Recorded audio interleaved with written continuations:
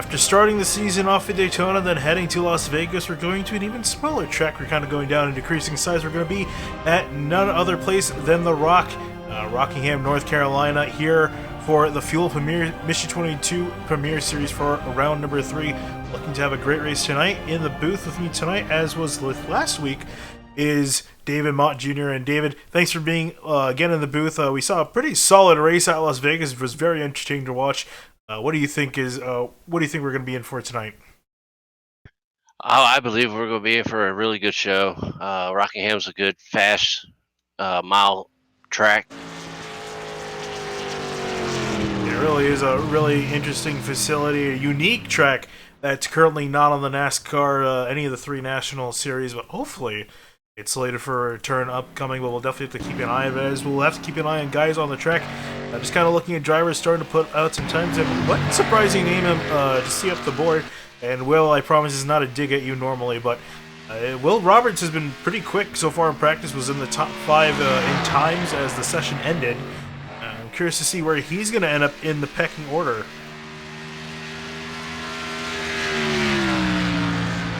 Yeah. What are you saying? I was going to say, Rockingham is also one of those tracks you got to drive each corner. Turn 1 and 2 is totally different from 3 and 4. Yeah, right on board with Will Roberts here. I might want to actually get another track. I'll find someone who hasn't put down a time just yet. Tyler Douglas sitting up the road. Let's see. Thomas Presley's starting to roll out onto the track, so we'll fly on board with him in his Exalta 24 car. But yeah, just looking on board with them, as you're saying, David, this track is very unique. You drive every single corner differently. And also, the great thing, and I think I love this place, even though they repaved it, they kept a lot of the bumps, and it really makes this place interesting to drive.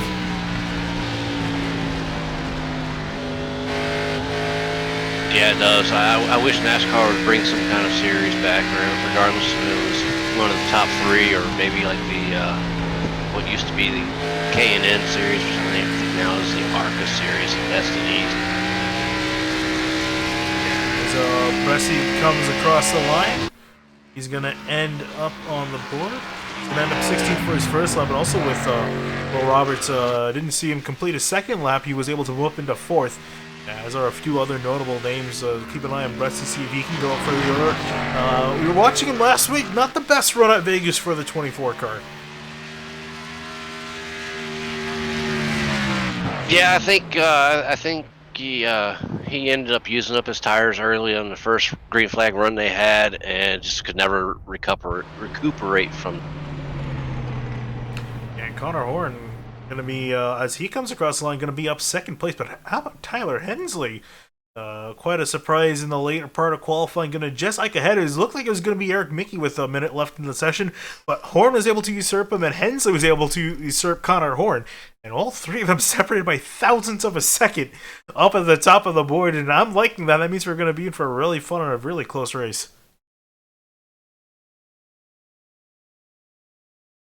And as the session is coming to a close, you can see on the left-hand side of your screen is looking to be Tyler Hensley, Connor Horn, Eric Mickey, Zach Buchanan, Will Roberts, your top 5. And last week's winner, Nicholas Johnson, going to be in the 28 car in 7th place as we tick over to the race session here. And going to get these guys lined up for the start of this race with 148 laps scheduled distance. Now, David, for any one of these races, you want to definitely keep your eye on, what you got to look out for. So, what would you say is what these drivers should kind of keep in mind and keep in the back of their mind as this race is going on? What are the keys to the race? My key would be how you drive turn 1 and 2. Turn 1 and 2 is a lot tighter than 3 and 4, and exit of 4, the wall's way out there, so you can actually, let it swing out a lot further. So it's going to be a key of how you drive the turns. Yeah, and definitely it's going to be a thing to keep an eye on tonight, as well as the track conditions. Looking at the track temp, it's 105 degrees on the track surface, air temp 78, so I think we'll see that fall. We did see it fall quite a bit. I think we saw the track temp fall about 10 degrees at Las Vegas as we're kind of starting the later part of the afternoon. Getting into the later part of the day, the sun's going to begin to set and cool the track off, and we saw it get a lot more grippy, and guys were able to make some more moves on each other. Last week too, we saw the session was shortened by an unexpected amount, catching us both off guard towards the end of the race, and that was really due to the session not being set up properly. It was set up to be a little bit too short on the time. It should be fixed for this week. Here as we begin rolling off, and we'll start your grading lineup. We're starting a little bit late. I forgot we only had one pace lap here. But it's going to be Tyler Hensley and Connor Horn on your front order. And do you think Connor Horn, we thought that he might have had a shot this week. Do you think that 67's got what it takes to be a victory this week? It's going to be tough. It all depends on how he, it's a momentum track. So if you keep your momentum through the turns and keep it going down the straight, it's anybody's game. But starting in your second row is going to be Eric Mickey and Zach Buchanan. I'll let the rest of that order line up across the bottom of your screen here. Again, 148 laps on schedule for tonight's race. If we go green all the way to the end, it'll be about an hour, so not a terribly long race for these guys. And that means that you're going to have to be on it from the drop of the green flag that we're about to see here. Pacecar's going to make the left turn off on a pit road. And we're getting ready to start this thing. And here we go. Pace car off. Waiting for the leader. Hensley's off and away. Green flag here at Rockingham.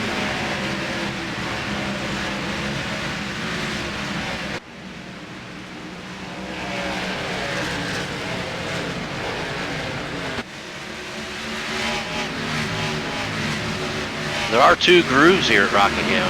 They're really narrow, really close together, so you've got to be extremely careful making passing. Already a lot of the field single file. I think this is now really where they're going to start to feel out the racetrack, and I think definitely also try to figure out which of the lines is better on. I imagine we're going to see guys pretty much planted to that yellow line in the corners early on. But definitely, I think as the run goes on, we're going to see more experimentation, looking at Eric Mickey and Zach Buchanan go at it for third place. I was just watching Presley, sorry.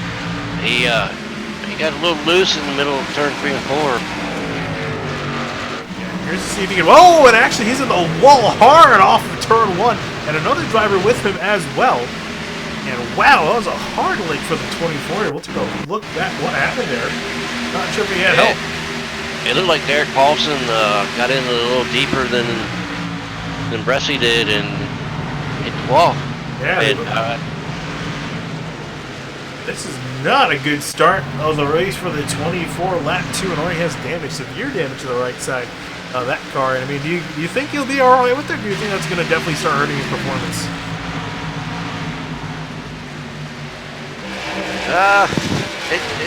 This Rockingham kind of drives like a short track, even though it's a mile long.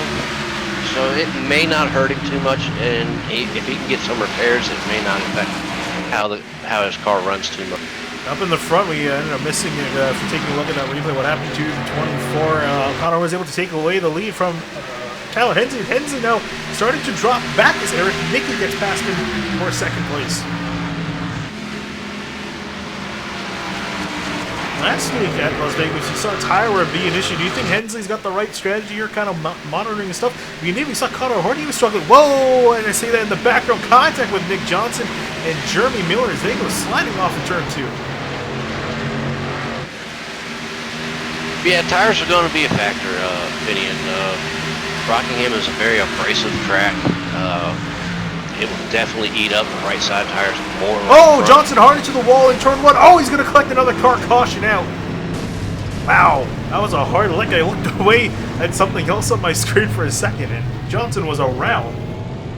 Also, Norm Pelletier and Paulson involved as well, and just like that, last week's winner taken out of this event very early on.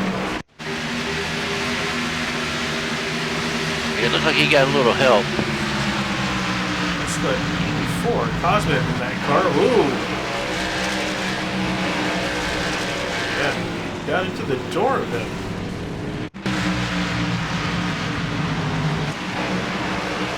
Sure. Well, it says the cause of this. looked like the 84 bumped it, gave him a little bumper action there and broke him.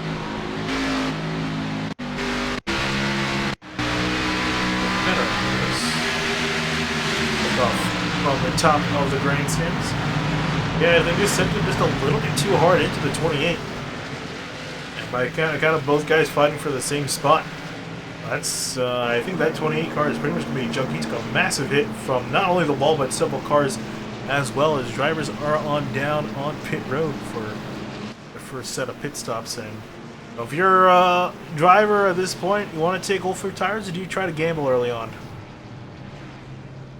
If it was me, I'd take 4 tires every time. Each time that I have a chance to pit, I'm taking 4 tires. This track is so abrasive. And you can definitely see, by the way, these guys driving it too. They're bouncing all over the bumps as the jacks drop on Eric Mickey. He's off and away. Ooh, a slow stop for Connor Horn. He's going to drop down a few spots. Going to be Mickey, Will Roberts, Zach Buchanan, Connor Horn, Colin Famer, your top 5 off of pit road. Steve Herring looks like in the 98 he's staying out, but just to lead a lap, he'll drop back in. So Mickey now going to cycle out to be back in the lead. Ooh, talk about, you know, taking 4 tires versus taking 2. Every single driver is taking 4 tires except for the 39 of Will Roberts, who took only 2 tires on that stop. Yeah, Connor Horn, he was too deep in his pit, so he had to back up. Yeah, we've seen that catch quite a few guys off. Typically, you see that a lot of Daytona, just guys underestimating the brakes and overshooting the box, but not too surprising. Always the first stop is probably the hardest of the day, especially because for a lot of these guys, they don't know what pit stall they're going to have until the race session, so trying to get into their box is a little bit tricky. Fortunately for Connor, didn't lose too many spots. Nah, he's lining up 6, so he only dropped 6 positions. But you know, it's good to get a mistake like that early. That way you can make it back up at the end of the race. Yeah, absolutely. Definitely don't want to make that with 10 to go, rather make it in the first 10 laps. So I think you should definitely be able to recover, but some decent early run pace out of the 67 and also Eric Mickey in the 86. But I'm just a little bit worried. We saw last week Connor did a similar thing. Went pretty hard in the beginning of the run and wasn't able to make it stick by the end of it. Ended up losing pace towards the end of the run. Oh wait, no. Oh, sorry, I'm remembering wrong. Connor won last week. My apologies there. I was thinking for some reason that Nick won. Yeah, it was all confused at the end of that because we ran out of time and cut the race short. We were, you know, confused. But yeah, Connor did end up winning. I think Mickey finished 2nd. I actually have the results up here. So as correction, yeah, it was Connor Horn that won last week. Eric Mickey in 2nd, Chad Simpson in 3rd. And actually, Chad Simpson we saw in the 46 got involved in that last incident. So a couple of good drivers taking it out early on in the going. And we'll see how the rest of these guys fare off from that. And Eric Mickey's going to lead the field back to green here on lap 11, coming to lap 12. Pace car is going to duck off here. What has Will Roberts got with 2 tires on the outside? We'll see. And green flag back in the air.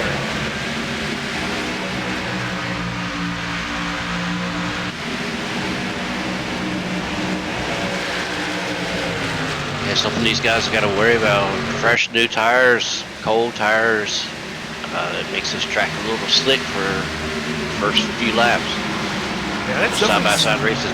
Yeah, that's definitely something we've seen, even too in the outsider. Oh, as they say, a caution out again immediately at the start. But Tyler Hidalgo is involved in it, as well as a few others.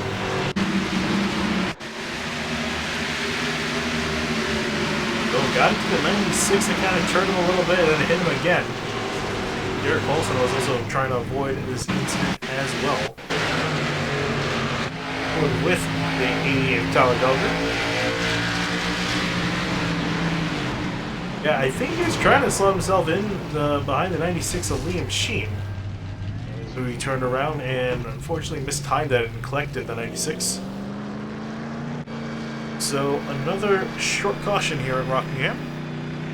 And I was saying this before that caution coincidentally came out is that we saw a similar thing in the Outsiders race on Saturday. You know, a lot of the cautions pretty much came within the first 5 laps.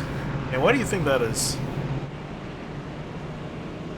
I think it has a lot to do with the new tire model and it being cold tires. It seems like no matter what you do, you're like on ice for like at least the first, I'd say anywhere from 5 to 10 laps, depending on how the setup is. And I think that's what caused a lot of that. People not realizing that it's going to be slick with the cold tires. You got to give them time to get some heat in them and build up some traction. Yeah, we'll see if we can get a great run underway. I think once the heat builds in, that's typically when you start to see some decent green flag runs. And we don't really have any medium-sized green flag runs. It's usually we go green for quite a while or a very short bit at this place. Second caution of the night's going to slow us down. Looking through the door, it looks like Nick Johnson. That car has been recently repaired. He's still actually in the process of fixing the car, going to make it back down. There you see also 56 of Vaughn Pelletier, who's currently 2 laps down. Johnson still on a late lap. You can see further damage to the rear of that 28 car.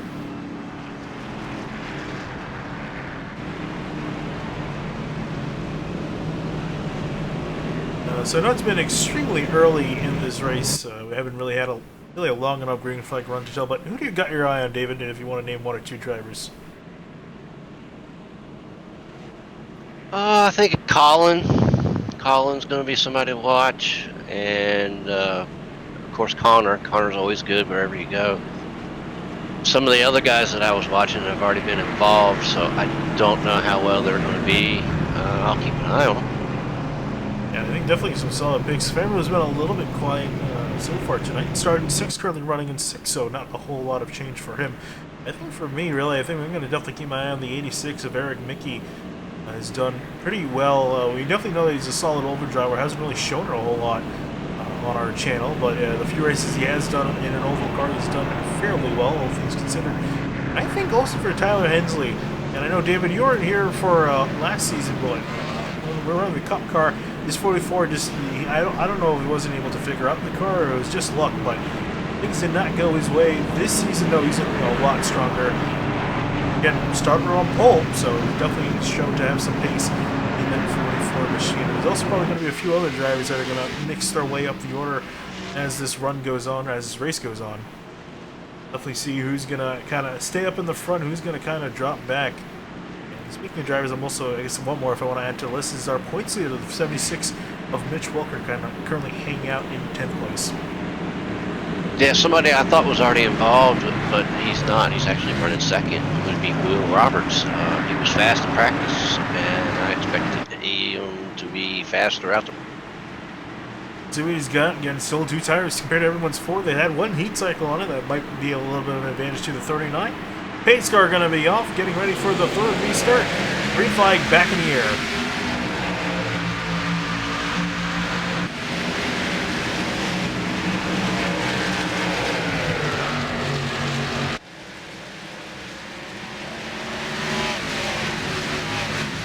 So far, those 2 tires don't seem to be working too well. It looked like he had no grip whatsoever going through turn 1 and 2. See him running the high line, just trying to, I think, find some grip and try to compete with these guys on 4 fresh tires that can really use that inside lane a lot more than he can.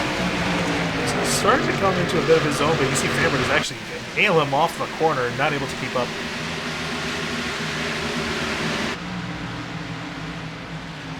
Well, in his defense, this is early in the race, so he'll have plenty of time to make up any spots that he does lose by taking that gamble of 2 tires.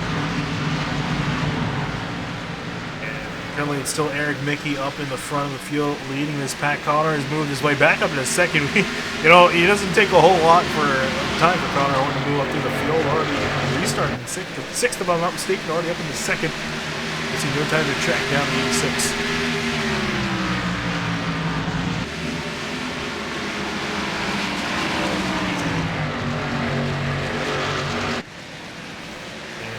Driver I'm actually noticing who's not on the board for tonight is 4 of Yusuf Ghali. He's not not racing tonight. Not sure where he is, but hopefully see him back for next week. Another solid driver. I expect him to do pretty well here.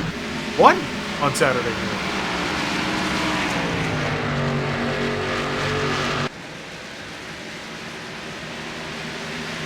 Oh, I guess. Oh, you're saying sorry? Yeah, I was saying that Yusuf had a real good run Saturday. He stayed out of trouble and was there at the end and came away from it. Yeah, and I think that's also another thing too, just kind of staying out of the trouble, especially when you start to have multiple cautions. We had a few so far, but nothing to shake your head at. But definitely want to keep your car out of trouble and also over the wall. And I think that definitely starts to catch out a lot of drivers if they're not careful.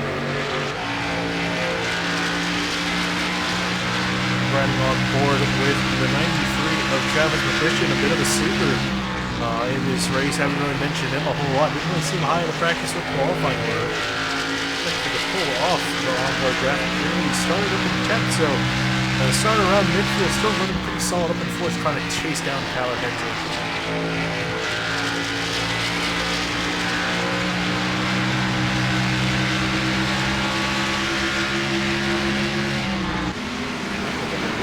With a 44 as well. Ooh, Hensley.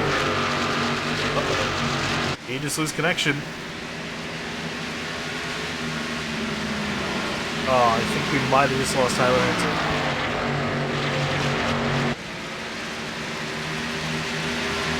Oh, what do you see, David? Is he been kicked out of the server yet? No, he hasn't been kicked out of the server, but I do know that Derek Paulson and Nick Johnson have both retired. Oh yeah, I can see Nick Johnson 27th, Paulson 29th. Hopefully Hensley is. I see him flashing a bit, and he's come down. Ooh, he's hit the wall. Is his internet still struggling to stay connected here? He's flashing a lot. He's definitely having a lot of problems with his internet connection. That's unfortunate. After running in 30 from hitting the wall, also I think connectivity issues. He might have to retire the car. It's gonna be an unfortunate end, early end to his race. Which is odd because his ping and quality are perfect. Might be iRacing side of it too. That could also be a thing. And also, Mitch Welker just got past Will Roberts at 39. Well, slowly trickling down the order, but looks like he's kind of settling out around the later part of the top 10. Also gotten John Poole and a little bit further back. How about this mess of cars? Kevin Bartel working the inside of Casey Lacatus in the 50.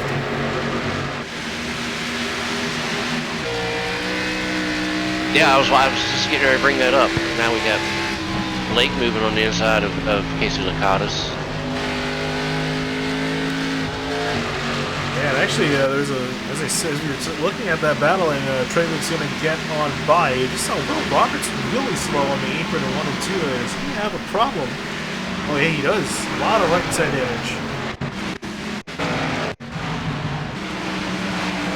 He may have found the wall. Yeah, I think off of turn 4 is where I would imagine he probably had some trouble.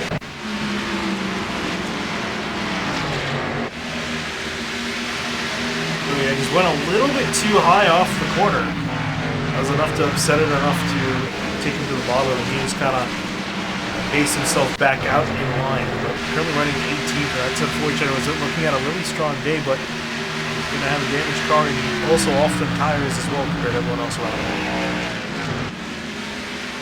Yeah, something else to keep in mind about Rockingham.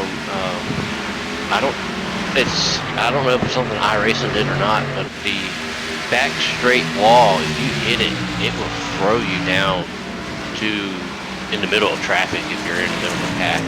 It's really nasty. I don't know if it's something the way they designed the track or what. Yeah, might be a little bit of a kink in their physics collisions. So that's being reworked with the new damage model to make the cracks a lot more realistic. So hopefully that gets fixed out eventually. But looking at a battle from brewing for 4th place, Cosman in the 84 working on Colin Farrow in the 5.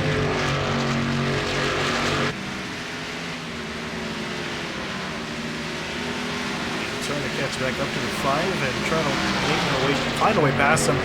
Not much of a battle going on in the top 3 spots. All those guys separated by about a second and a half between them.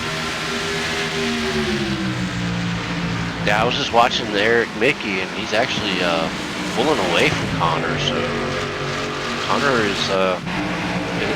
isn't pushing it real hard. I don't think. Yeah, I think really it's going to be a key is just pacing himself, just keeping track of how your tires are wearing. Because as you're saying, the tire wear, this track in general, just abrasive on the tires. So you're going to have to definitely monitor it as the run goes on. You're kind of looking at around midfield here, Kevin Bartok still moving up the order now, trying to work on 8 Pistorius in the 9. Yeah, I can remember a lot growing up as a kid, watching races at the Rock, and by the end of the race, the front end of the cars would look like they had been sandblasted from all the abrasion, and it just, coming up as all the little rocks and stuff, it just act like sandblasting, and the cars, like black cars, look white in the front. I'm like, wow. Yeah, I know that's something. It's kind of unfortunate. When I got into NASCAR, because I was born in 1998, I didn't really have a whole lot of time to watch Rockingham, but when I got into NASCAR, Rockingham was off the schedule at that point. And this is such a cool track. It really sucks that it hasn't been on the schedule. It got kind of shuffled out, if I'm not mistaken, for Texas or New Hampshire. It was one of the two, unless I'm thinking of North Wilkesboro. Yeah, I think it was one of those tracks. I'm thinking that New Hampshire was replaced Rockingham, and Texas replaced North Wilkesboro, but I probably have that back. Yeah, it was one of the two. It was one of the newer tracks that came out in the early 2000s. So to kick this place off the schedule again, hopefully this place comes back, because this is putting on some really awesome racing so far tonight. It feels kind of starts to trickle out, but you're still looking at Bartol fighting with Pistorius, and also Treyway working up in that 65, but the cow car building up a solid run. One time we saw it drop back, not technically sure why he's kind of falling back. He's before the beginning. You saw he was earlier up in the order. He started up in 4th, so not sure what happened to the 40 Buchanan, but he's kind of trickled out in the top 10. Well, I noticed it looks like he's got some left rear damage, so I'm wondering if maybe somebody gave him an old crow and horn and moved him out of the way, and he just slid back because of it. I see him working on the 48 of Derek Cassidy. Those guys starting to go at it. It's a battle for 12th place on the track. I did read somewhere, Finian, that Rockingham still holds some late model races, as well as does other events like concerts and stuff like that. So the track's still active, just doesn't do any big time racing. Yeah, I have heard also as well as that as we're looking through it's a 46, the car missing hood there is someone who was trying to work on by. That also the track's taken quite a bit of a beating. This hasn't really been maintained as well since they last came here for the Truck Series. It's kind of starting to fall apart. Nowhere near as bad as Wilkesboro and some of the other tracks, but it's not terribly good as it is now. They definitely would have to renovate the track surface before they can schedule some National Series action next year. Yeah, well, iRacing scanning North Wilkesboro, and hopefully, my opinion on that would be hopefully that NASCAR or some sanctioned body would notice the demand that the track still has through iRacing, and maybe somebody will put some money towards renovating that place and getting some action back there. It was always a great race to watch on TV, and I loved North Wilkesboro, and I miss short tracks like that. Yeah, definitely. NASCAR needs more of them. Yeah, I think you're definitely not alone. I think a lot of the community agrees, and some of the best action, honestly, I think on the NASCAR calendar comes at these short tracks here as we're looking at a battle. Brandon Key trying to move his way up the order, as well as Bresci. We saw met the wall early on lap 2, still struggling around 15th spot. Hasn't made a whole lot of progress there. We check back up on some of your leaders here. The gap's kind of closed between the 5 and the 84, and also both these drivers closing on Travis McQuistion up there in 3rd, and sitting behind in 76-car Mitch Welker, eyeing up, gaining a few spots, and he might be the sleeper really this season. Finished really well, obviously won at Daytona in a fantastic finish. and currently it did pretty well also at Las Vegas, so it's inherited the points lead, looking to continue that with another solid top 5 if he can get past the 84. I know. I just noticed he started 17th and he's running 6th, so that's a plus of 11. So he's moved up quite nicely. I've also noticed that the gap between Mickey and Horn has closed up some.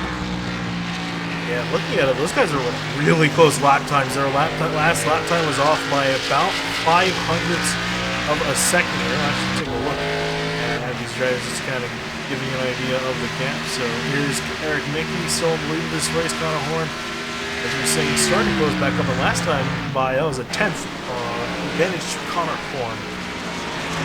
So it's pretty much these two at the front of the field, and actually we'll take a look here if I can get to it in time. I wasn't able to. Gonna try to get to the backstretch camera, but Connor Horn, a solid gap on. As I say that here, Colin Fairville's gone past McQuiston for 3rd place, and here comes Cosman in 84 up the inside of Welker. And McQuiston looking at losing 3 spots in 1 lap.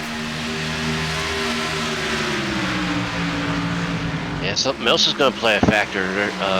Mickey is actually starting to catch the tail end of the field, so lap traffic will play a factor if they keep. Looking on board, you can see quite a few cars up the road, at least 6, 7 on the same straightaway. So this is going to be a bit of a challenge for these guys. Got to navigate through the traffic while also keeping their pace up. And I think this might be where Connor Horn might excel. Have to see how Mickey's going to handle himself.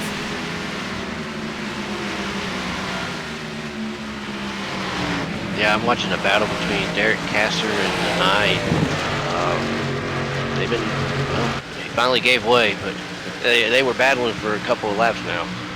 Here comes Bresty, going to take advantage of the run on Pistorius. Up the inside he will go. He can pretty easily take away the 13th spot. Pistorius not going to put up much of a fight. Battle, I think, between the 5, the 84, and the 76 is starting to come to it. It had 2 tenths between all 3 of these cars in picture there. At least a tail. Blake Turwick just got around Jeremy Miller for the 8th mistake. Yeah, so a few cars starting to move up the order here. Maybe one of those guys starting to climb back up. And these guys that you see making pretty good passes, these guys may have been the ones saving their tires for the longer run. Yeah, definitely. And speaking of saving their stuff, I think Connor Horn was able to do a little bit more than Eric Mickey, and here he comes now. The gap goes down to 2 tenths of a second. It's on for the lead.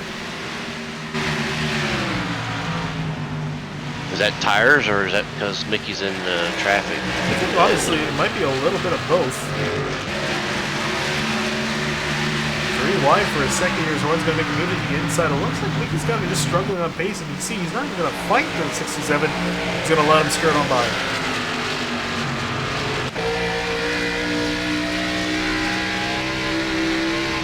I'm curious if Mickey's going to maybe try to stay with him here, but you can see on entry how much more Horn's able to send it off, and Mickey's really struggling.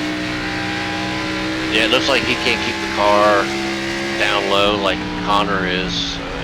To me, it looks like he may have used up a little bit too much tire, trying to maybe build a lead. I'm not real sure. Eric Mickey's led 44 laps today, most of anyone so far. Horn's going to try to see if he can overtake that number here, as he's going to inherit the lead here just past the 3rd lane mark in this race.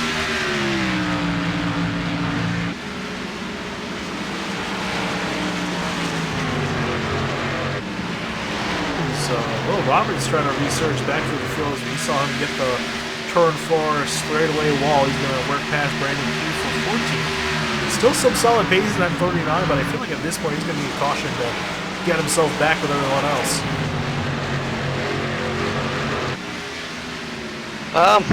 Well, that depends. Did he pit on that second caution?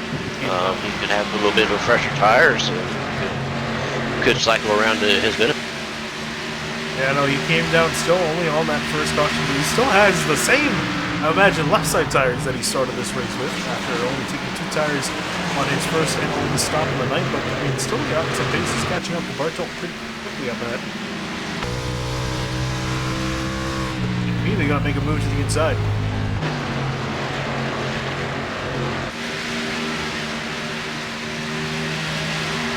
back up to the front. Mickey dropping back a second behind Connor Horn. Now, if you're Mickey, what do you do at this point to try to get your way back to Connor Horn? I don't know if he can. If he used up his tires, he's going to continue to drop. He's going to lack grip and drive off of the corner. I'm really also curious to see, what he's going to do as far as pit strategy is concerned to try to kind of get him back on par with the 67. I would imagine he would want to try to pit as soon as possible. Well, what would you think of that? Do you want to still stay out on this to maybe have fresher tires later in the race, or do you want to pit as soon as you can? At this time, I don't. My strategy would be to try to go as long as I could to make it as short or as few pit stops as I can. If it stays green, if we get cautions, that always throws a wrench into everything. But it's hard to tell. But me being a driver myself, I'd stay out as long as I could. And also taking a look at the 84 car, he's got some decent damage to the right in front of that machine. Here's why the gap kind of expanded between third, fourth, and fifth, and I think that wall might, or the damage that he possibly got after hitting the wall might have something to do with that. Kind of falling in behind to fifth place, while Welker's gone up into fourth, now chasing still Fambro in 5. Oh, and Fambro gets into, oh no, that was a 98 car that I think he just got into Steve Herring. Herring slow on the outside, but still able to keep it straight. No caution. Yeah, I don't know what that was. I thought Herring was a lap down, and he just stayed right there in the groove. I don't know if he didn't realize that they were catching him as fast. Yeah, I think miscommunication is what we saw there between the 98 and the 5. I think they thought they were going in different directions. He was trying to give a lane to Fambro on the inside, what it seemed like he was trying to do. He let off on the straightaway. Wow,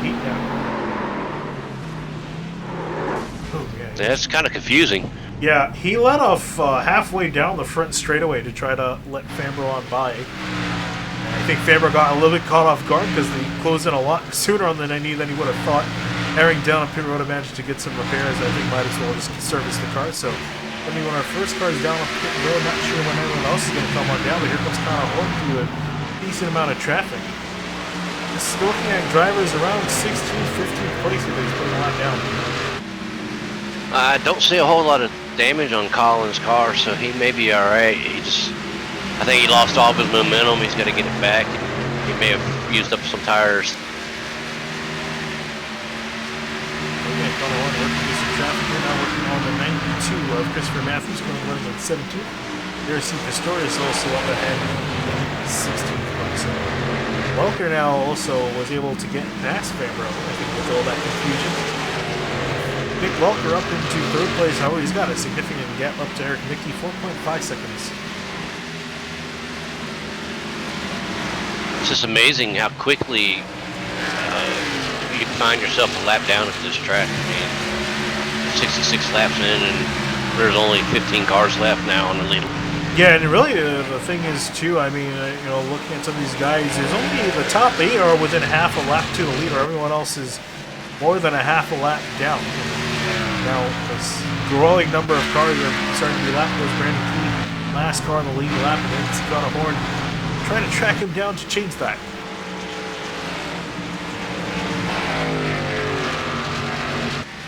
And Connor's still got a decent pace, so I don't foresee him not passing Key, with any trouble.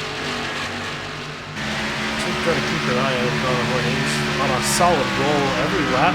He's about 4/10 of a second to 5/10 of a second up on Eric Mickey. Mickey now slowly starting to fall into the clutches of Welker. And Welker is actually one of the only cars on the track that's able to keep a decent pace with Connor Horn. He's actually kind of closing in that gap. That gap is starting to drop under a 7 seconds between Welker and Connor Horn.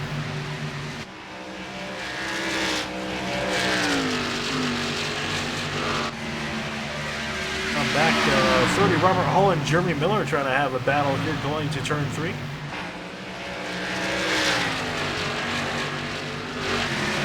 Sorting itself out pretty quickly.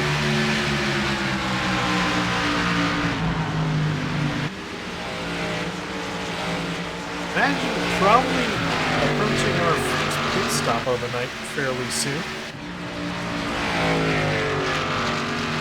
We've been on a pretty long green flag run. Last time we went came out about 20 minutes ago, so long green flag run looks like that could be our longest green flag run of the night. I was just watching Cosman, and the 98 was in front of him, and he just dumped him into the turn, coming out of turn 4. Oh yeah, whoa, yeah. This is interesting to say the least. On the 98. Oh! I'm surprised I didn't bring out a caution. Yeah, I guess because it was on the apron it didn't, but 98 is I think pretty much going to be retired after hitting the pit road attenuator. Yeah, he's actually going to leave the service, so that's going to be hit for the 98. Not sure about that.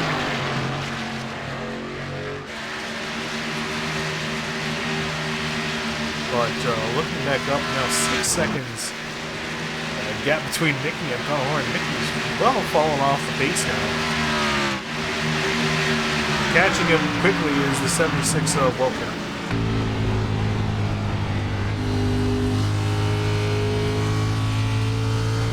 Travis McQuistion has been caught by John Poole and is falling back now.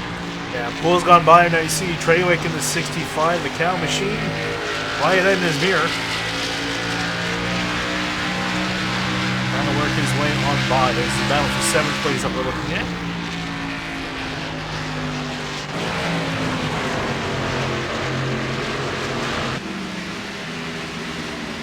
Actually, too, go back up to Connor Horn as he crosses the line. We just approached halfway through this race. We get another 74 laps towards the end of this race, and actually just up the road from Connor Horn. You can see right there, about to go a lap down as Thomas Preston at 24. And I gotta say, this is not the start of the season I expected for Pressy. After getting his first win in this series last season at Watkins Glen, it looked like it was going to be only up from here. I think his car really suits his driving style, but he's just not been able to have the pace. He's not having a bad run. He's in 13th. Connor is putting down some really good laps. Yeah, I would expect him to be a little bit up further up the order, but I imagine again that damage is definitely not doing him any favors. He goes a lap down.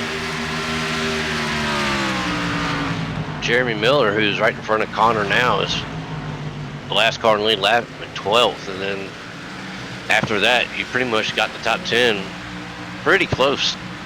Yeah, Jeremy Miller started in 8th, has trickled back just a little bit outside of the top 10, in 12th place and up ahead of them. Will Roberts, Will's been up and down the order, and again, still on the same set of laps that he started this race, but again, obviously you would argue the rights are more important, but I imagine that he's definitely dying for tires, but this is a solid run for the 39 after getting put back in 18th to drive his way back up into 11. Solid run so far. Yeah, Connor's already made quick work of Jeremy Miller and sets his eyes on Will Roberts. Yeah, pass for 2nd place. Welker's just gone past Eric Mickey. Mickey's going to still slowly trickle his way on back. The gap between the leaders now 8.6 seconds.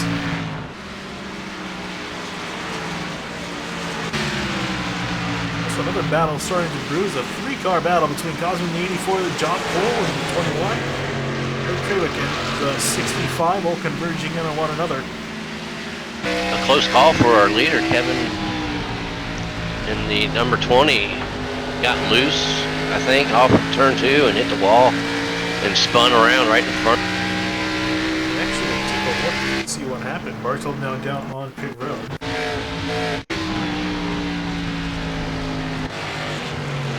Oh, yeah. There we go.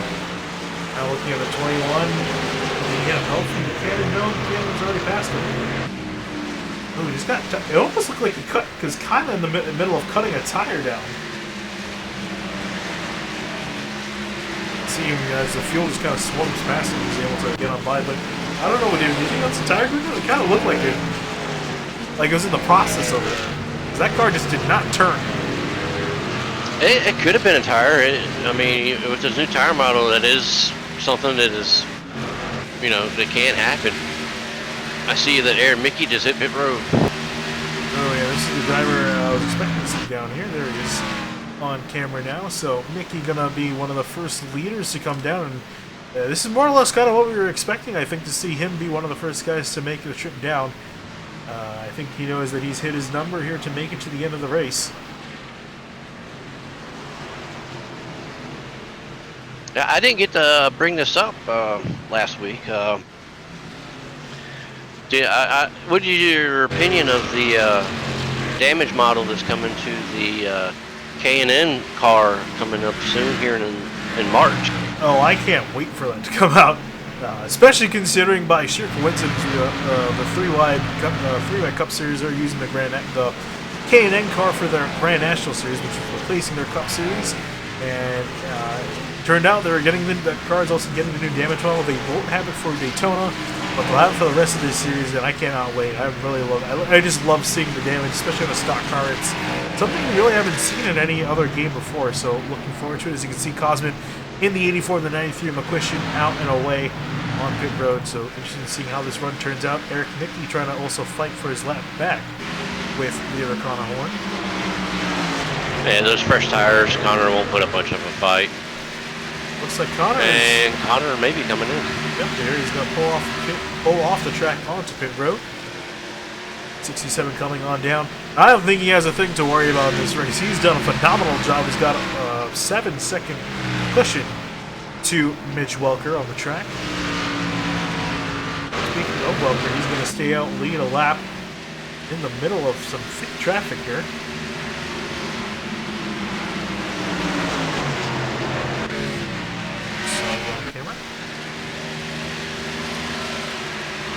Yeah, this is kind of the dangerous part of the race. I think you got some slower cars on faster tires and fast guys on slow tires and a whole bunch of damaged cars in between. So this is a chance where we can see a wreck occur. And we saw at Las Vegas that was definitely a factor with the cautions coming out a little after a green flag pit stop. So, or in the middle of a sequence twice that occurred. So I think we definitely might see it happen yet again. Another thing you gotta think too, exit of pit road is on the backstretch, and that is the narrowest part of this track. So merging cars from the pit road could play a factor. Could lead to some real touchy and real questionable things to happen. Walker's still out there on the track. Do you think he's running this a little bit too long? Do you think he should get down on pit road, or do you think with the pace that he's got, he shouldn't have to worry? If I was him, I would probably have come down with the leaders. Yeah, he's only hurting himself by staying out longer. The longer you stay out slow, it gives Connor and whoever he was racing with that much ground that they caught up to. Yeah, I'm a bit surprised that he is going to stay out. I think for some of the guys further back, you can see why John Poole, Blake Traywick, and those guys kind of staying out, because I think they're just kind of hoping for a caution to move themselves further up the order. But with Welker, he's legitimately got a shot at winning this race. He's would pretty much cycle out in a second, but he's only going to cycle out further and further back. But granted, he will have fresher tires. It's just a question, will he have enough laps to use them? Yeah, I think he's just hoping for a caution, because as of right now, there would be only 3 people on the lead lap. Well, 4 counting Lucky Dog. And whoever takes the waiver around, but still, I mean, it's not, to me, it wouldn't be worth the risk. Walker's still going to set a fervent pace out on the front. Meanwhile, Connor Horn, who should cycle out to be the leader, is currently sitting in 5th place. Hickey is looking like he would be the driver that would cycle out to 2nd as he's trying to get past 62 of Wilco. That is for position. Wilco hasn't mentioned a whole lot of him. Started in 28th, currently running in 7th, but has yet to make a pit stop on this run. Steam notification. Let's forget to turn off Steam. When I do this. As Blake Traywick and John Poole come down, they've given up hope of a caution coming out, so they're going to surrender the spots. Welker's still one of the only cars now to have not made a green flag pit stop. Yeah, and Christopher Matthews just got into the wall coming out of turn 4, so that's going to slow him down. Has he pitted yet? Christopher Matthews, he has not picked yet. I imagine that he hasn't. Pretty much only him and Welker are the only few guys to yet pit. Now, finally, Welker's going to surrender the lead on lap 94. Going to be a little bit hot on the pit road, but he'll get it slowed down in time. And that's actually going to surrender the lead over to Christopher Matthews in the lane 2. Yep, and that's going to put Connor back in the lead as he is passing Christopher Matthews.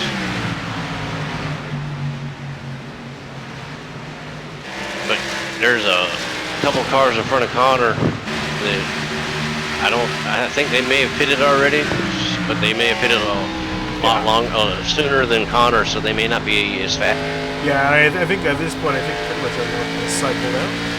Except for Christopher Matthews is still remaining on the racetrack, but other than that, almost every driver has come in to make their pit stop. And everyone should be good to go to the end of this race. Really curious to see where is Walker going to be shot out in this order. Come on to the track, looking to be 15 seconds behind Connor Horn.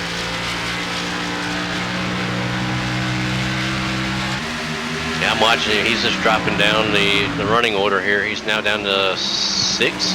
Yeah, so actually it wasn't as bad as I guess we would have thought, or at least I would have thought. Thought it would have been a little bit further down, but on the bright side, I guess this is what he was trying to eye for, is that he's going to have significantly fresher tires and all the drivers up ahead, the 84 Cosman, 5 of Colin, and Eric in the 86 all have older tires than him.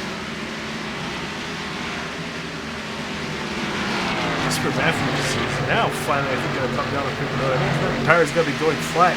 At some point, it's been 83 laps since he's made his last pit stop, and he's pulled off early, and here he finally comes. Yeah, the thing that worried me about Mitch is Connor is getting ready to lap the 11th and 10th place cars, so that would only leave 4 cars in between him and Connor. Yeah, I honestly think, though, and, you know, doing, I guess, the math on it as well, Welker shouldn't be losing any more time to Connor Horn because he's got fresher tires, so theoretically, if anything, that gap's going to stabilize, if not close down, and now looking at Welker with a big run on the 84 on Cosman. Imagine he's not going to put up much of a fight, but he doesn't, and that means Welker up into 4th place.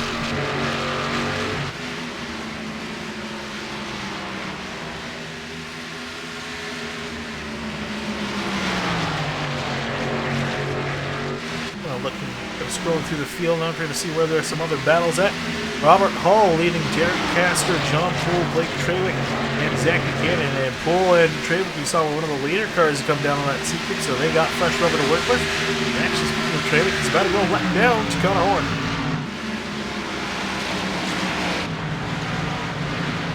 It's good to see Colin has made a comeback from that near incident he had earlier right before pit stops. He's running in.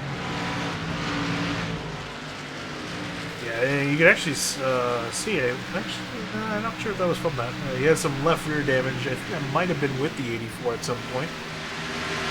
He's got some right front damage too, so that may have been. That was from it. Fambro doing solidly in 3rd place. Not sure if he can really gain any more than that. I think if anything, I'm looking. If I was him, I'll be looking in the rearview mirror because that 76 is going to be closing in fast. Walker is currently running, pull it up on the screen here, find my button. Currently running, last lap, 23.8 for Welker, 24.2 for Fambro, so Welker running about 0.4 faster a lap.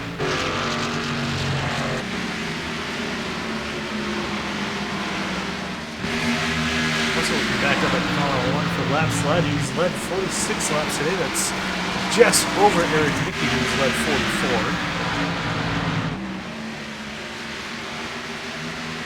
I think it's going to take a lot, honestly, at this point to pry this race away from the 67. Yeah, since he's now working on 9th place, going a lap down, and Connor, he's consistently turning the laps he needs to stay where he's at. Yeah, and just kind of keeping the pace, and honestly, I mean, he can really afford to turn it probably back and up. Obviously, telling him to slow down is blasphemous to him. I think he's going to keep this pace going as long as he can to the end of the race. I mean, he's just so solid. He's really consistent and really fast, which again is a dangerous combination for any driver. That's why, you know, he was essentially kicked out of Outsiders, or sorry, he's kicked out of VRL, if I'm not mistaken, right? For the iRacing Cap, or was it also with Outsiders too? It was for ORL.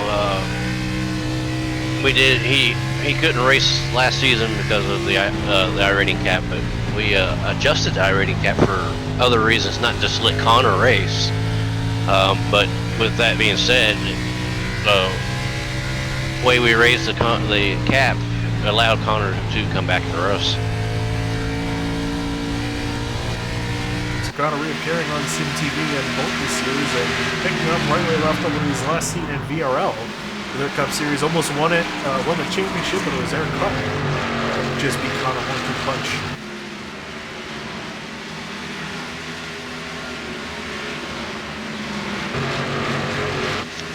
Yeah, going back to the new damage model, what is your thoughts on how the hood and the trunk and all that will fly up and flap in your face? Think that's going to cause problems? You know, people riding around with the hood and their... Yeah, some people have already made jokes that as we look at the 93 get on past the 84 Cosmo, pushing move up into 5th place. But yeah, no, honestly, I'm really excited for it. I am hoping that's not going to necessarily be a problem with people driving with the hood in their face and not able to see the track. It definitely can be a problem, especially I imagine in Carb Cup. That's definitely going to be an issue. Oh no, not Carb Cup because they don't use the camera. But yeah, hopefully it isn't more of an issue than it seems to be. I'm just glad to see the damage like that because that's, I think, a dream I've had as a little kid playing NASCAR games. The damage like that, it looks so awesome and so realistic. And especially the tires too, coming just off the car as well. These cars are going to get properly destroyed, I think, which is part of the attraction of stock car racing, to see these cars get taken out in such big wrecks. Part of the charm. Yeah, I think it's going to be pretty neat. You know, I think it is definitely be a game changer myself. You know, once you get up to the Xfinity and trucks and Cup, you know, there's some wrecks you see people get to continue because, you know, the damage isn't there. But now, when that damage model finally hits everything, you know, some of these wrecks, there'll be a lot of people not finishing races. Oh yeah, definitely. I think another good thing too about the damage model as well is I think as you look at Kyle Homer to run now on a trailer trying to put him a lap down. Maybe it's going to surrender that, so now that leaves 8 cars on the lead lap. But yeah, I think the big part about the damage model too is kind of the more underlying benefit is just the collision physics. I think they're going to be significantly better. You're going to see cars get less stuck in walls, have better contact with the walls, and more importantly with each other, I think. Yeah, I'm hoping it does fix some of the netcode issues that we have, you know, that we experience now. Sometimes that netcode is killer. Yeah, especially when you look at stock car racing, which involves a lot of contact. You know, you really want the contact to be proper and obviously lessen the netcode, and also just make it so I think the cars ping off each other a little bit less. A battle for 5th place between McQuistion and Cosman. We saw McQuistion go on by, but now the 84 coming to strike back on him. I'm wondering if that has to do with the fact that Connor is, you know, putting everybody a lap down. Somebody's got to start to push their stuff a little harder to try to, you know, put a little more gap between them and Connor. Yeah, it could be, you know, especially considering these guys are, as you're saying, you know, pretty close to actually going on down there. We're going to think about 5 to 6 seconds back to Connor Horn. And that we're running out of laps. I mean, we're 116 and 148. Yeah, really getting into the late stages of this race. Have been green for quite a while, to say the least. I think probably for the last almost 100 laps now. 80-ish laps of debris. And Mitch Walker is caught up to Colin Fandrill in the 5. Battle is on for 3rd place.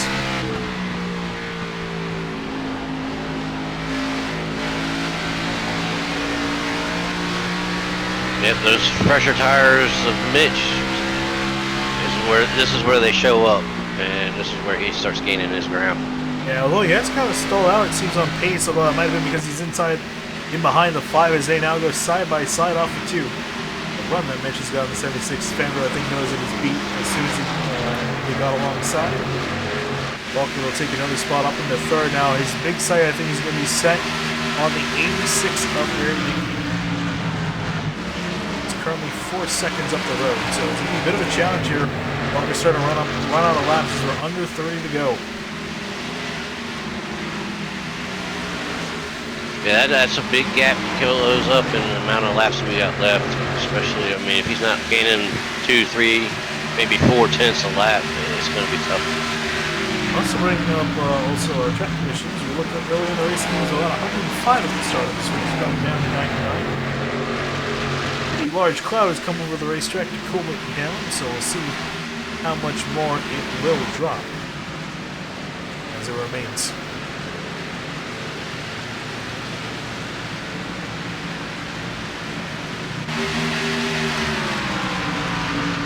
Trying to find guys close together. A little bit of a lull in the action here, as a lot of these guys are pretty spread out and everyone's on completely different strategies.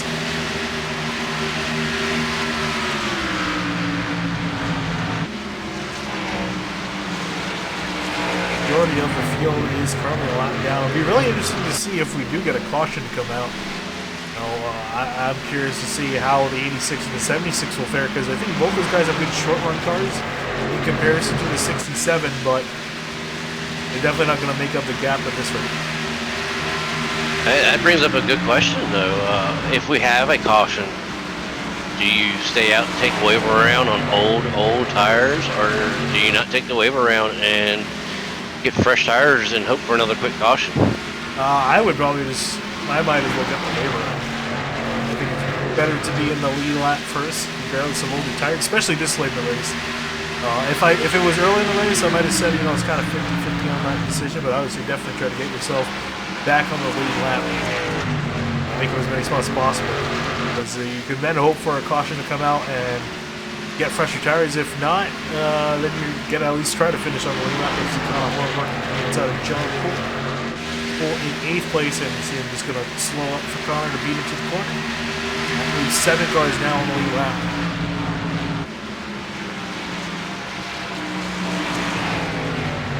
Yeah, number 30 of Robert Hall will be Connor's next victim to go a lap down, and he's not too terribly far ahead of him. In fact, Robert Hall is only about 2 seconds up the road.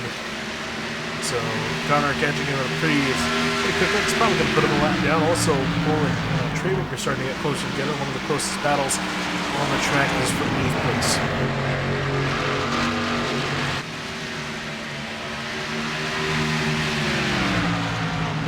What does that do to you? I mean, knowing that the leader's in front of you, you just want to lap down, but you got the car in front of you. Do you race the same, or would you race hard? I would definitely race hard, especially considering that this spot they're technically fighting for, at the moment at least, is for the free pass. So I would definitely fight a lot for it, especially, starting to get down to 20 to go in a lap or 2. So might as well fight out, especially for 8th place. It looks like, I'm not sure if Trawick's just trying to keep his distance, or this is kind of what he's got at the moment. He's managing about a 10th of a second gap.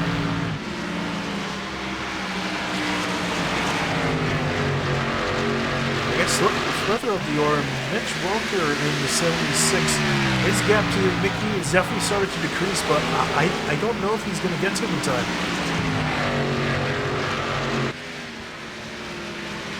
Mickey going to turn 3 now, and then there's Walker. It's about 3 seconds. Yeah, currently running, as they're running 2.2, slowly dropping. Think he's got enough time? We got 10 to go, or 20 to go. He's been knocking off some pretty good laps. compared to Eric, so I think it's possible. He's definitely going to have to start really putting in some good laps. So at least he's going at least a tenth of a second. And I think, you know, again, he's going to catch Mickey, but catching's one thing, passing another. And I imagine Mickey's not going to let it by easy, especially with so little few laps to go. He's going to try to defend as much as he can, fighting for second place.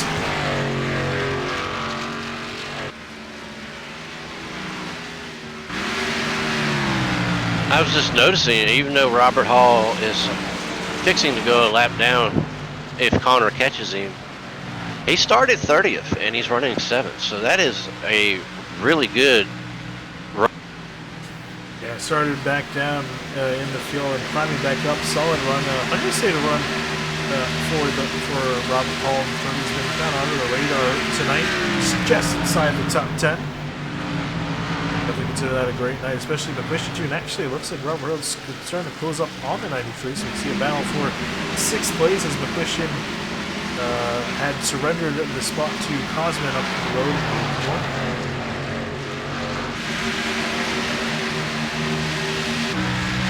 Right on board with the 3.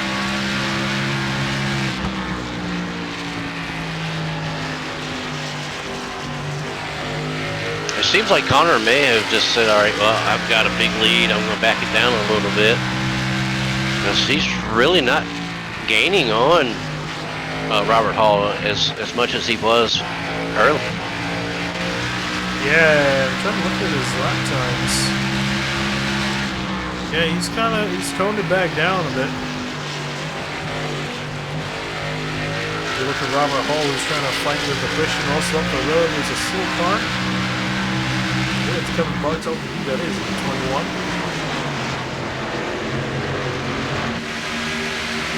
Now Robert Hall trying to get a run on the 93 McQuistion. Whoa, big dive to the inside.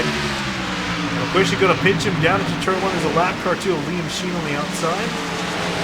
That got dicey there for a second. That could have been our caution. Yeah, I think Hall did the right thing. I think he backed out a little bit, gave McQuistion some room, and to live the fight. You know, make the pass at another time.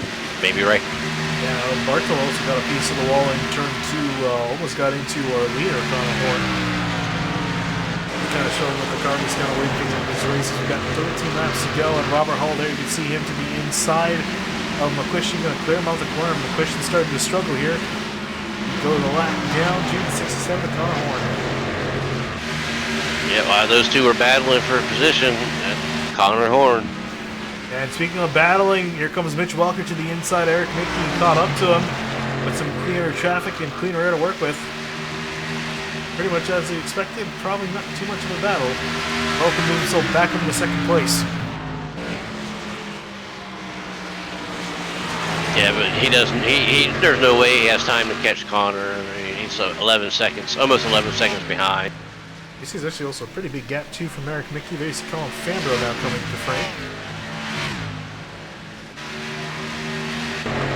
Drivers are separated. Here comes Robert Hall. He's still not done yet. Here comes with battling with now at 84 as he's got the leader riding behind him.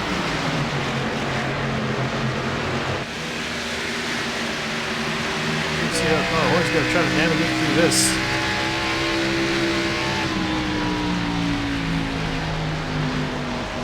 He needs to be smart. I mean, he's got almost 12 seconds on second place, so I mean, just be smart, let these guys battle it out, pass them when you can, if that's what he wants to. Yeah, honestly, I mean, really, he's got such a big gap at this point. It's almost half a lap. He can pretty much just sit in behind these guys and finish the race in behind him, but I'm saying he's going to try to take as many drivers a lap down at this point. To Hall up ahead, inching past the 84. It's going to get clear. That's 5th place for the 30 car. Warren also going to put the 84 lap down.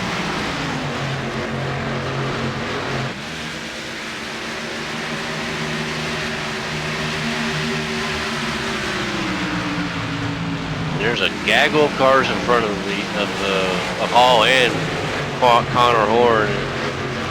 It's going to make it interesting to see how they get through this. Yeah, I think Connor Horn's going to wait for the 30 to just kind of slowly move his way through this traffic and then kind of pick off the rest of these guys. I think again, at this point, don't risk it over something stupid. Just finish your race and definitely don't need to tell the 67 that twice. He's going to now move to the inside of Hall and get past, so that leaves only 4 cars on the lead lap.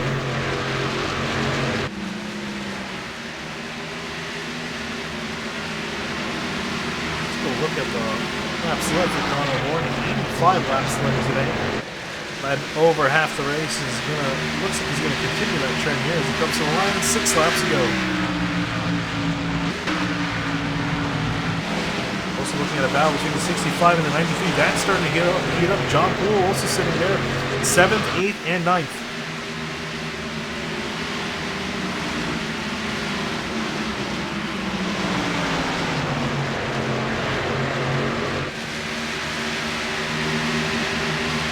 It makes me wonder how much damage did Bresci actually get, because he has not been a factor all night. Yeah, this has been kind of a struggle. Not too terrible as we were saying earlier. He's kind of been running around 13,000, really been able to gain from that. So, you know, could have been a lot worse. Also, I think Imagine could have been a lot better. And for him, it was night ruined on lap 2. I think he's definitely going to walk out of here a little bit disappointed with what could have been.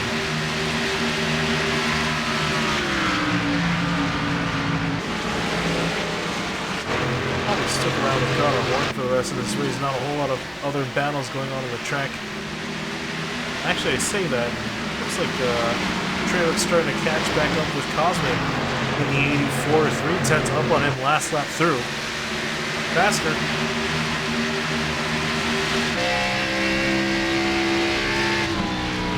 Go with the 65. See how much he's caught up to the 84. 82 hits inside here.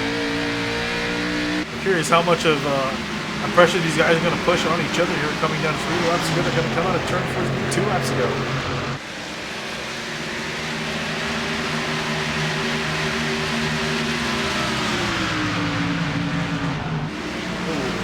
The Blackjack close to getting to the way. Cosmic going to fall in behind as Treywick gets on by. So Treywick going to hold on to the 6th place spot.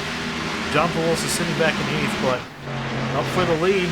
Connor Horn's going to see the one flag he's been waiting for quite a while. It's going to be the white flag for the 67.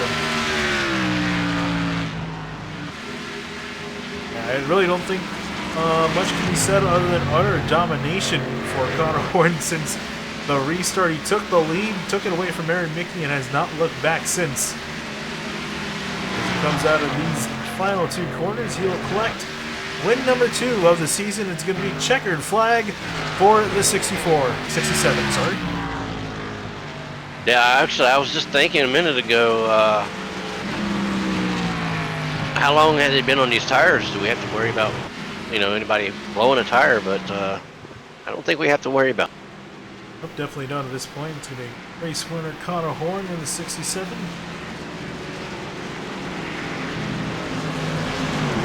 Ran pretty much perfect race.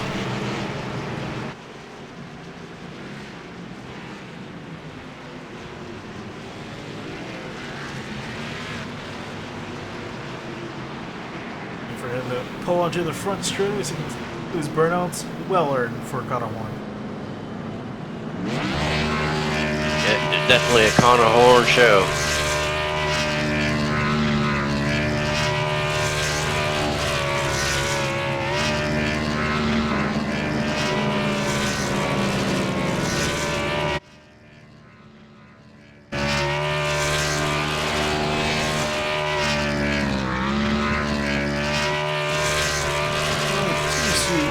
Down the road, we'll take a look at the race results. Connor Horn taking the win and actually pulls the engine right there at the line. 5 lead changes tonight.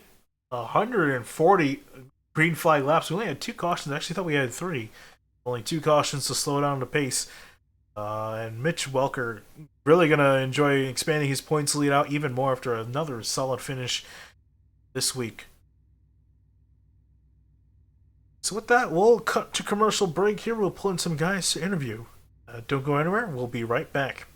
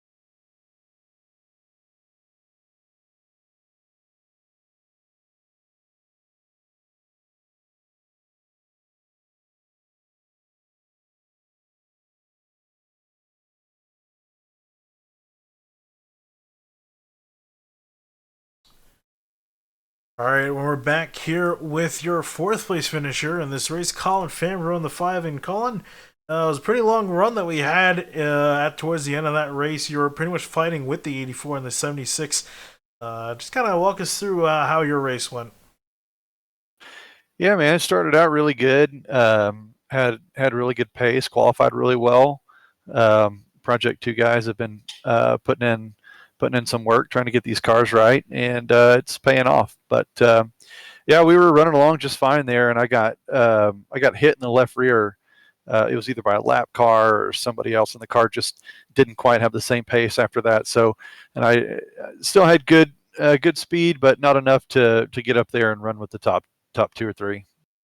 And I would imagine that you're saying that car had quite a bit of damage. Do you think that if we had a caution, especially later in that race, do you think it would add something for leaders? Throw a wrench into things. I don't think I would have had anything for him. I would have driven it in there to find out, but I think those guys, those top three especially, had us covered.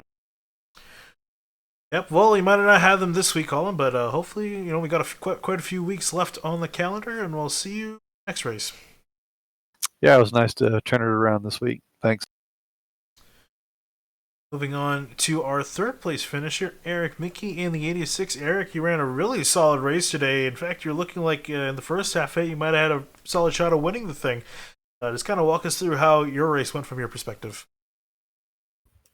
Well, started out really well, as you pointed out, and then we didn't get a yellow. So about 25, 30 laps in, because on that restart, I just decided I was just going to go for it. I was going to see what I could get out of the car, see what Connor had and anybody else behind me, see how things would kind of shape out on a long run. Figuring we'd have more yellows, and they didn't come. So by the time we got to 25, 30 laps into that run, I was like, this isn't going to end well. Yeah, I mean, well, despite it not ending well, you're looking to do pretty solid in the points. I mean, Daytona obviously wasn't the best race for you. You finished in 23rd, but Vegas you finished in second place, and tonight you finished in third. So, you're looking at a really solid points finish. Any other tracks on the schedule that are upcoming that you're looking at potentially getting another solid finish or a win?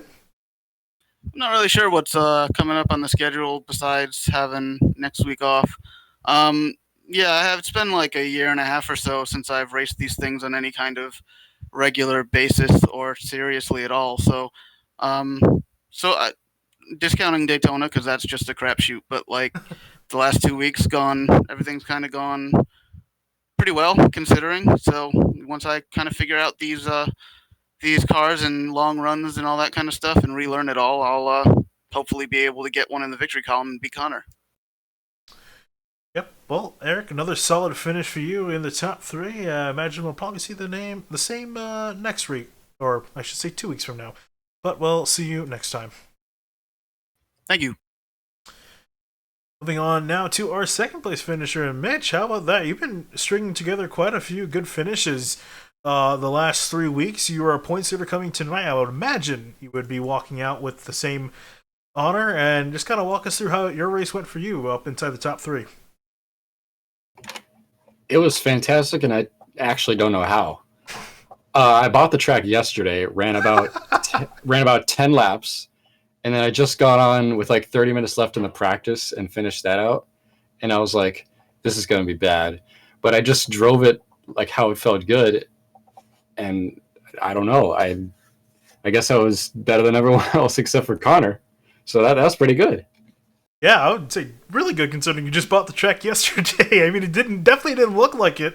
Yeah, I would say pretty much based on pace alone, you're pretty much the second best car out there. Obviously, finishing in second, but with a really solid start of the season, your lowest finish being seventh last week at Vegas. Any other tracks up ahead on the schedule that you're looking forward to potentially getting a win, another win? First comes to mind would be the IMS road course because, as you know, I'm a road course aficionado. Other than that, I haven't looked at the schedule a whole lot. I know Southern National is going to suck. But yeah, I haven't looked a whole lot further forward than that. So we'll take it as we go and see what we can do. Yeah, definitely a solid start for Mitch Welker this season so far. We'll see if he can keep it the order, especially going to the next round at Southern National. Mitch, we'll see you there. See you there. And last but certainly not least, a driver I think we're going to probably be talking to quite a bit this season is none other than Connor Horn. And Connor, what else can we say about another solid race for you? You absolutely dominated tonight. Yeah, I'm happy it went green. ORL night came around and we didn't really get a green flag run. I felt like I was the best at green flag runs in the cup race too. It didn't go my way at the end, and everyone did a really amazing job keeping it straight. I really didn't expect the race to only have 2 cautions. I expected to have way more, but like a 130 lap run, and the first run, Eric, I think, probably assumed like me, there's going to be a lot of yellows, and he was driving a bit.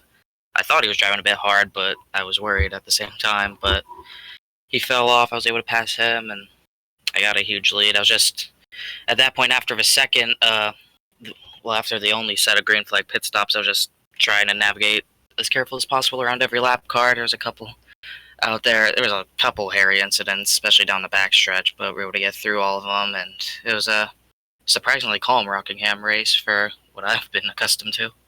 Yeah, it definitely was. I think it pretty much survived. Surprised everyone, including you guys in the track and us up in the booth. Again, coming down to it, if you think, do you think if there was a caution, would you have been concerned, especially with the 76 of Welker and the 86 of Mickey? I think that would have been interesting. I think it probably would have been between us 3, probably for sure. I think if it was like a late race restart, like 5 to go, maybe under there, it would have been down to the final pit stop. I think whoever got out first there was going to win, but you're talking like a 20, 30 laps to go on a restart. Eric definitely had the short run car. I didn't know about Mitch. He was definitely fast, so definitely would have been interesting, but I finished finished pretty far out front. I feel like I could have drove as hard as I needed to get the win, but who knows. Yep, definitely. We'll definitely see Connor. I feel like this is definitely not going to be the last time we're talking you in the winner's circle. We'll see you next week or next round at Southern National. Yep, see you. All right, and with that, that's going to wrap up our interviews for tonight. And just kind of taking a one last look at your race results in total. Got Connor Horn obviously taking another win for the season. Mitch Welker in second, Mickey in third, Colin Fambro in fourth. Finishing your drivers on the lead lap, only 4 finished on the lead lap. Then Robert Hall in fifth with a solid top 5. That was a pretty interesting race, all things considered. A little bit of a lull in the action, but definitely some solid racing, some solid race car, especially only with 2 cautions. Yeah, for a track like Rockingham, only 2 cautions. That's quite surprising, and shows really what kind of talent they have here at the Fuel League. A really solid group of guys. Really looking forward to seeing how the rest of the season plays out. Unfortunately, David, you're not going to be with me for that, but I definitely got to extend my thanks to you for coming on board the last 2 weeks, and also for Reggie coming on board at Daytona. Cal will be joining back with me in the booth, and we'll take care of the rest of the season. But David, again, thanks for joining me. It was a pleasure to help you out there, Finian, and if you ever need help again, you know where you can call. Yeah, I definitely do. And with that, on that note, that's going to wrap up coverage here of the Fuel Mission 22 Premier Series at Rockingham. And as I said, in 2 weeks' time, we'll be off due to the iRacing build coming out next week. We'll be at Southern National. However, tomorrow night will be the Washington SCCA. I forgot which track we are at there. Check that right here. Are going to be at the Charlotte Roval or the Skip Bar, but that's going to be an interesting race. So tune into that tomorrow night. For now, we'll be signing off.